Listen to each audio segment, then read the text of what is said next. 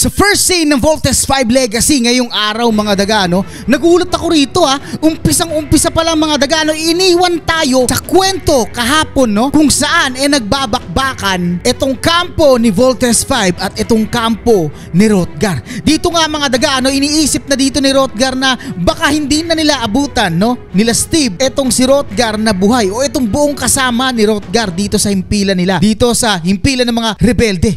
At dito nga mga daga, no, sa scene na to ginamit dito ni Steve itong piu-piu nila, no, itong malaking piu-piu nila para tamaan itong kalaban nilang beast fighter ngayon na si Zonizer. Zonizer ba yung pangalan nito, no? Nakakabulol kasi yung pangalan. Pero napakalupit mga daga, hindi tinatamaan itong beast fighter na to. Bakit? Kasi nga magaling umiwas. At dito rin mga daga, no, itong si Mark at itong si Big Bird sinabing wala nga raw tinamaan itong si Steve. Alam naman natin mga daga na itong si Steve sharpshooter, ano? Kung mga piu-piu lang ang pag-uusapan, kaya talagang patamaan ni Steve.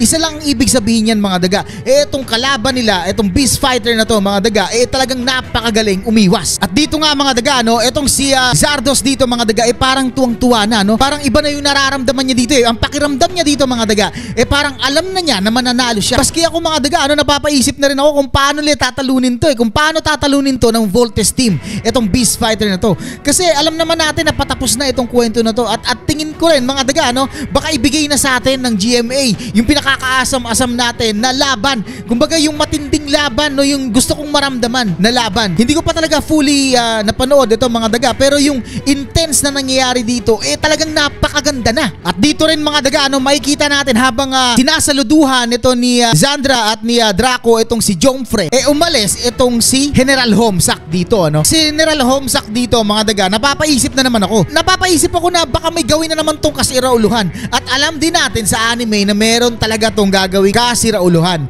Ang kaso lang mga daga, hindi ko alam kung paano gagawin dito yun, kung paano i-execute. Pero ang tingin ko lang mga daga dito na may gagawin na namang kakaiba to. Talagang Homsak talaga to At dito nga mga daga, may kita rin natin na ginamit na nga ni Voltes 5 itong chain knuckles niya. Pero dito mga daga, wala pa ring nagawa itong chain knuckles ni Voltes 5. So napakaganda ng scene na to ibig sabihin lang daga, talagang pinapakita itong beast fighter na ito malakas, no? Itong beast fighter na ito ay hindi nila kayang talunin agad-agad. Ako tingin ko kailangan na nilang ilabas yung laser sword dito mga daga. 'Di ba? Alam naman natin 'yan na pag hindi gumagana yung mga ibang gamit dito ni Voltes 5 mga daga, talagang ginagamit niya itong laser sword. Ang tanong, tatalab kaya itong laser sword dito? Tingnan natin, papanoorin ko pa mga daga. At dito nga mga daga, sinubukan itumba ni Voltes 5 dito pero hindi tinablan itong si beast fighter, no, itong si Zonizer. Grabe to mga daga, no. Ibig sabihin wala na maski isa-isa doon sa mga ginamit nila ang tumatalab dito sa katawan ng beast fighter na ito mga daga. So sobrang lakas talaga ng beast fighter na ito. Ang tanong, paano nila matatalo itong beast fighter na ito mga daga?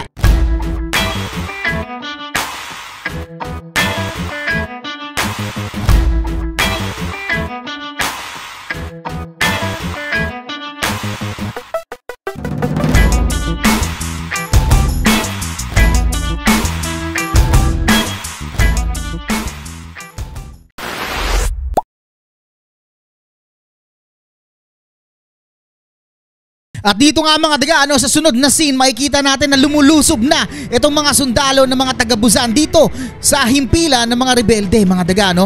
At makikita rin natin na kinakabahan na itong mga tao dito sapagkat dadapwat. Alam naman natin na konti lang itong tao dito sa himpilan ng mga rebelde mga daga. Pero makikita din natin na itong mga sundalo ng Busan talagang marami din, no? Manalo pa kaya? Maabutan pa kaya nila Steve itong himpilan nila Hrothgar na buhay pa ang mga tao dito? O wala na silang maaabutan? Tingnan natin mga daga dahil sobrang intense na talaga namang nangyayari Grabe yung mga nangyayari daga, no? Nung pinakita yung bakbakan doon sa himpilan ng mga rebelde mga daga, makikita rin natin na agad itinwist, no? Agad iniliko yung video.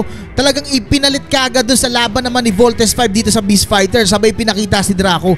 So pinapakita talaga dito mga daga na sobrang intense ng mga nangyayari na kailangan hindi mo kaligtaan, na kailangan hindi mo hiwalayan ang tingin. Kumbaga nililipat ka sa kanila, nililipat ka sa iba't ibang scene para maramdaman mo yung intensity ng mga nangyayari dito mga daga. So sobrang ganda, ang lupit.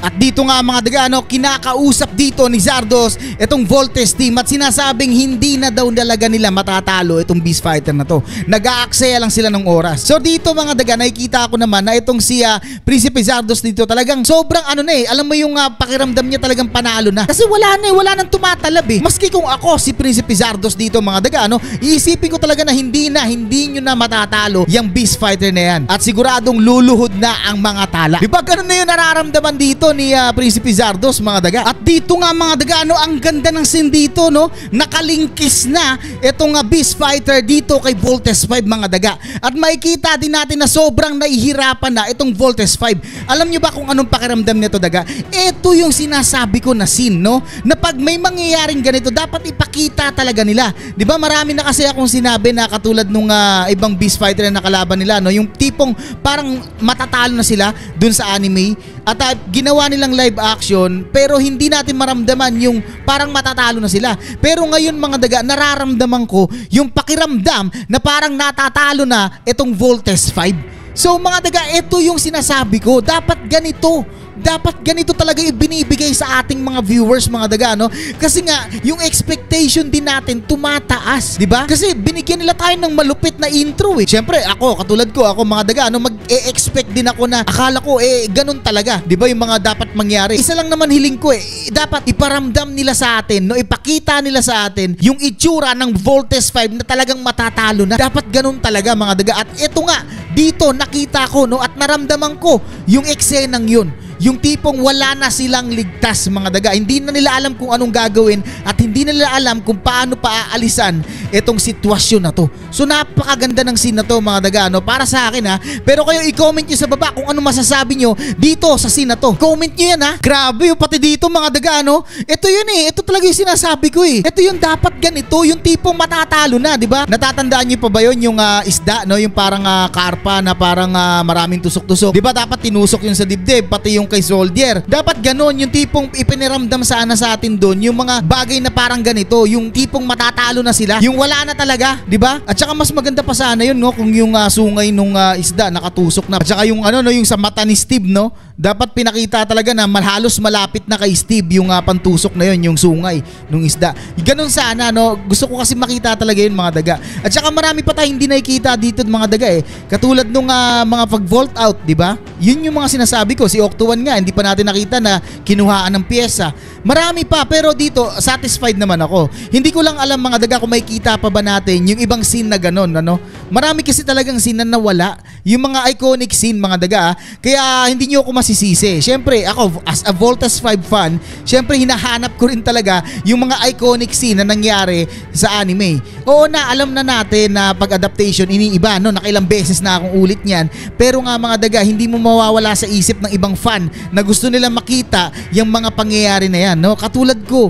Kasi nga, yan yung mga nagpapabalik sa'yo. Yun yung nostalgic. Yun yung nostalgia na sinasabi ng mga taong nanonood dito. Diba? Kaya hindi nyo ako masisisi, mga daga. No? Kayo, i-comment nyo sa baba. Ano masasabi nyo? Kung hinahanap nyo rin ba yung mga ganong scene? Oh my God, mga daga. No? At dito nga, makikita natin si General Homestuck dito. At sinasabi niya na pahihinain daw niya ang baluti ni Zunizer. So ito nga mga daga, no, sinabi ko nga kanina sa unahan na meron nga itong binabalak at ito nga ang isa sa kanyang mga binabalak mga daga. So isa talagang malaking traitor to eh. Kung iisipin mo naman, kung babalik rin naman natin ang mga sitwasyon dito mga daga, no, parang nakakaawa pa rin itong si Prinsipe Zardos. At alam din kasi natin mga daga na malapit na kasi talaga ang pagtatapos nito. At alam din natin kung ano ang kahantungan ng Prinsipe Zardos. Sana nga ibahin nila yung kwento dito, di ba? Marami tayong napag-usapan yan doon sa live. So ako rin naman umaasa ako na sana ibahin yung last, no? Yung pangyayari sa huling yugto nitong Voltes 5 Legacy. Yun lang naman sa akin mga daga. Nalulungkot lang din ako pag naiisip ko yun. At dito nga mga daga, ano, grabe ang nangyari dito. Dito nga ay natalo ni Voltes 5 etong Beast Fighter na si Zunizer, no? At dito rin parang naguguluhan itong si Prinsipe Zardos. Paano nangyari yun? Sino ang tumulong dito sa Voltes 5? Diba? Tingnan mo yung mukha nito ni Prinsipe Zardos mga daga. Diba? Sobrang grabe. Diba? Maawa ka rin eh. Mapapaisip ka rin eh. Na kasi yung mismong nagpapunta sa kanya dyan, no? Yung mismong pamahalaan yan eh. Diba? Yung pamahalaan na nagpapunta sa kanya dyan, yun din ang mismong sumisira sa kanya. 'di ba? Grabe, no? Napakaraming meaning kasi nito mga daga, no? At sana balang araw matalakay natin to. Siguro pagkatapos ng Voltes 5 Legacy. Kasi magandang usapin din to mga daga. Itong pinapakita ng Voltes 5 Legacy, no? Ng Voltes 5 mismo. Parang pagka inilagay mo talaga sa tunay na buhay mga daga, parang totoong nangyayari siya, no? Yun lang sa akin, ha? Yun lang. At dito nga mga daga, ano, makikita natin na pupuntahan na ng Voltes team itong Rebels, no? Dito mga daga, tingin ko maabutan pa naman siguro nila na buhay pa or hindi na nila maabutan dun si Hrothgar. Maraming posibilidad dito. Baka hindi uli sila magkita ng kanyang ama pero maligtas nila yung ibang mga tao doon. Magkita kaya itong si Big Bird at si Judala? Hindi natin alam. Maraming tanong dyan mga daga. Tingnan natin, panoorin pa natin. At dito nga mga daga, sigurado to nag-relax, no? Nagtanggal ng sama ng loob itong si Jomfre dito, no? Kasama niya dito si Zandra. Baka nagpamasahe uli, di ba? At dito nga mga daga, makikita natin na galit siya at hinahanap niya kung sino nga ba ang nag-traitor sa kanya.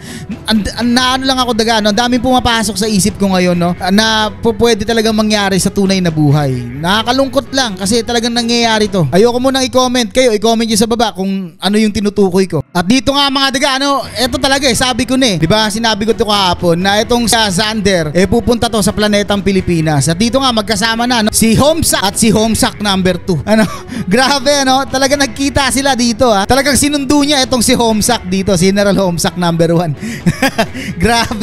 Grabe. Talagang pinagpaplanuhan nila ang pagbagsak ni Zardos dito mga daga. At dito nga mga daga, wala naman na, tapos na naman na ang laban dito at kailangan na lang puntahan talaga nila Steve itong mga Rebels. At sinasabi dito ni Dr. Hook na kailangan nila ang expertise ng mga taong ito. Kasi nga magagaling talaga, yung mga nakuha ni Hrothgar dito.